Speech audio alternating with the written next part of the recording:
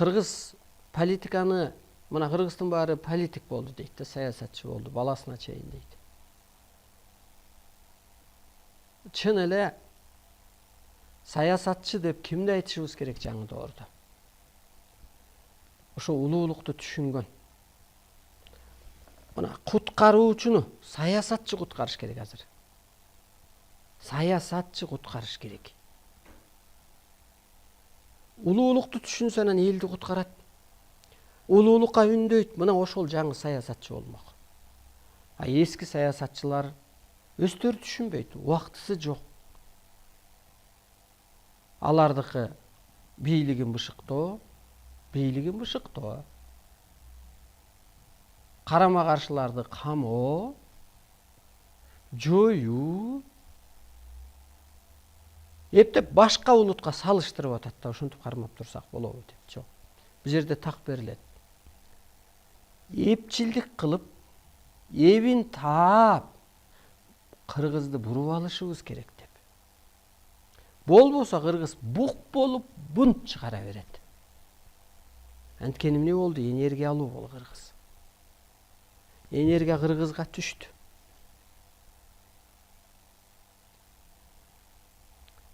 Ошондуктан саясатчылардын элге жакпай атканы ушул. Кел саясатчы, кеч болуп кала электе. Кел, ааламдык мыйзамды ал. Түшүн, мен даярмын, мен бардык жолду таап берем.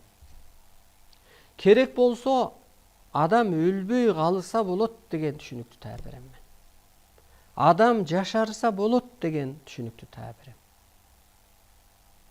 Мына медицинада барбы? Адам өлбөй калат деген жок. А бул ааламдык илимде бар. Кантип өлбөй калса болот адам? Адам мындай карасаң кысылуудан өлөт. Кыжаалатчылыктан, могу пендечиликке берилип алгандыктан, бир агым динге кирип алып, рамкага түшүп алгандыктан кысылып калат да, кыжаалат болуп калат да, нервиштетип калат. Эмоциядан. А сен боштондукка чыгып, улуу түшүнүккө өтүп, жаратуучулугуң иштегенде, сени энергия кийгенде, сенин телоң нурданат. Жанагы жаштар чарчабайт. Майлы, ишин кыла берсин деп коет го. Же болсо жаш келсе ишке, кары келсе ашка деп коет го. Ошо жаштай энергия алуу болуп калат, жашарат. Бул кайсы илимде бар гана, медицинада жок. Теңирчиликти дин кылабыз деген адамдарда жок бул. Же болбосо ислам дини эле туп-туура дегенде дагы өлбөстүк жөнүндө эч нерсе жок. Тетирсинчи өлүмгө даярдан эле дей берет.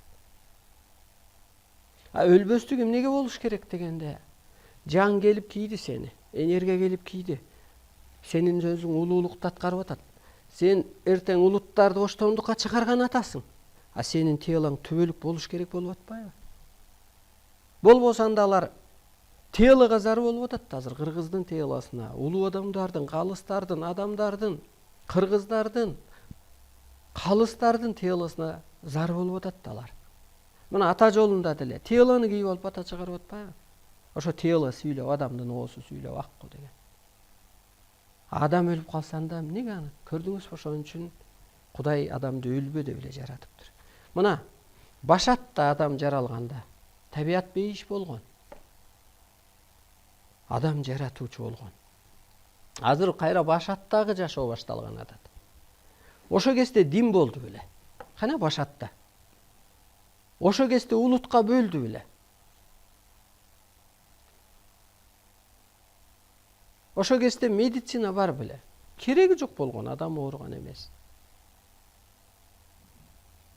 Ошо кезде бай кедей деп бөлүшчү беле. Ошо кезде парламент бар беле.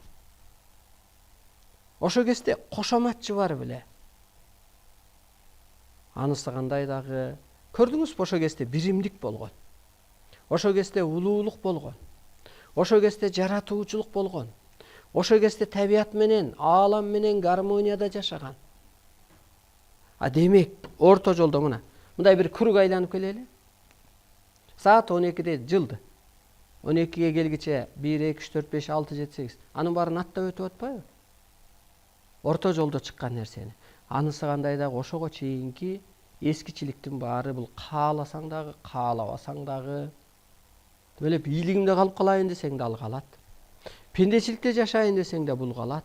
Эски багыр агым динде жашайын десең да бул калат. Анткени адам ошо башатка кайтат. Ошол жылдары көп жыл жашаптыр деп диндин өзүндө деле айтылат. 2000 жыл жашаптыр. 600-700 жыл жашаптыр. Ошондо да аз жашап калды деп ыйлап отуруптур деп бул чындык. Көрдүңүзбү, өлүм эмнеден келип чыкты?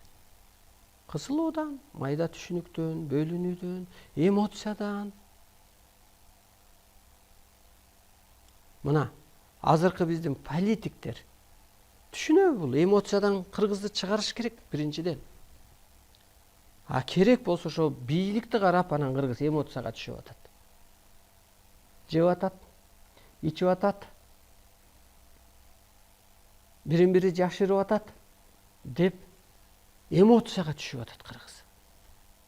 Анткени өзү улуу байкуш. Эмоцияга ким түшүрүп атат?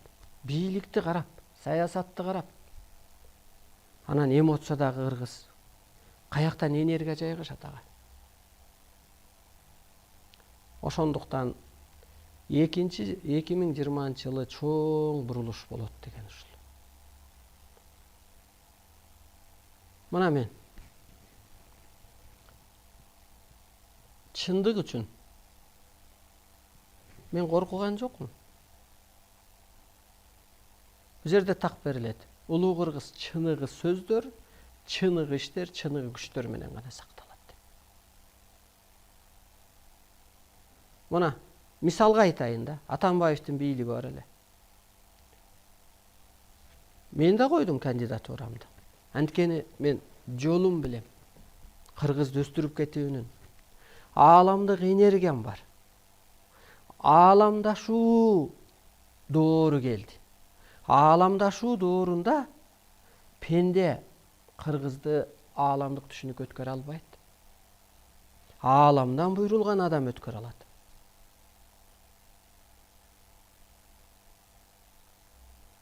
Мисалга ата мугалим же болбосо мугалим балдарды окутуп өйдөлөтө алат да. Бала ошолдук эле катар. Алар балдарды окута албайт да, же мугалимди окута албайт да. Көрдүңүзбү, бул ааламдашуу доору. Бул кандай деген түшүнүк? Ааламдашуу деген сөз. Бул дүйнөнүн биригүүсү да биргеп, ал биригет акыры. Түшүнүгү бириктейт да, биригет да. Экинчи, ааламдык түшүнүккө өтүү доору. Ошон үчүн ааламдан буйрулган, ааламдан келген өкүл кыргыздар куткарган атпайбы? Кыргыз элинин жан дүйнөсү ак, жөнөкөй, карапайым, касиеттүү болгондуктан эмне дейт? Кудай кыргызга аян, кабар, сунуш, талап, тапшырма берди. Аткар. Мен канча саясатчыга бардым. Агай, могу жол менен өсүш керек. Кыргыздын улуулугун таанытыш керек. Жан дүйнөсүн өстүрүш керек. Духун көтөрүш керек. Эмоциядан чыгарыш керек. Билим берүүгө ушулар берилиш керек. Жок, түшүнө албады. Анан кийин эч кимге барбай калдым. Себеби алар аткара албайт экен да деп түшүндүм да. Манас айтат. Манас айтат. Саякбай атам Манас айтат. А сен кандай болсо да аткара албайсың да. Анткени ааламдык энергия жок. Ар жактан буйрулуп келген эмес. Анан ошону мен эч кимге көрбөй калдым. Булар только ак кара менен жашайт экен да депчи. Эми ушул себептен адам улуулукка өтпөгөндүктөн анан кырсык көп болуп атат. Мейли машинеси сүшсүн, мейли авария болуп өлсүн, мейли үйдө уруш талаш. Ушунун баары ушул себептен. Адам өспөсө уруш. Ырыскы токтобой атат. Тапканы жукпай атат. Кадамы арыбыбай атат. Ошондуктан Атамбаевка атаандаш баргам. Азыркы президентке атаандаш баргам. Мейли анын колдоочусу бардыр. Досу, пулу, бийлиги. Бирок ар жагын көргөн үчүн. Аткара албашын, жеткире албашын.